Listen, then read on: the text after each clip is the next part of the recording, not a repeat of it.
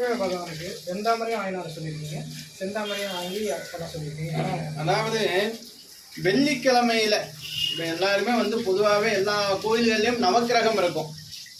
பண கஷ்டம் இருக்கு, தொழில் அமையாம இருக்கு, இந்த மாதிரி ஒரு சூழல் இருக்கு, அதிகமாக விரயம் இருக்கு, பண முடக்கம் தோஷம் ஏற்படுச்சு அப்படின்னா வெள்ளிக்கிழமையில சுக்கிர ஓரம் பெஸ்ட்டு. இல்லை அப்படின்னா வெள்ளிக்கிழமை எந்த நேரமா நம்ம எடுத்துக்கலாம்.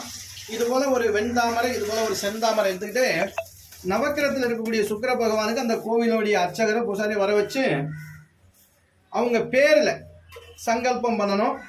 பாருங்க, சுக்கிர பகவானுக்கு ரைட் சைடு பக்கத்தில் வெண்தாமரையை வைக்கணும். இது ரொம்ப முக்கியமான ஒரு விஷயம். அதே போல் சுக்கிர பகவானுக்கு லெஃப்ட் சைடில் அவர் பக்கம் அவருக்கு இந்த செந்தாமரையை வைக்கணும். இது சுக்கிர பகவானுடைய மலர் சொல்லப்படக்கூடிய வெண்தாமரை.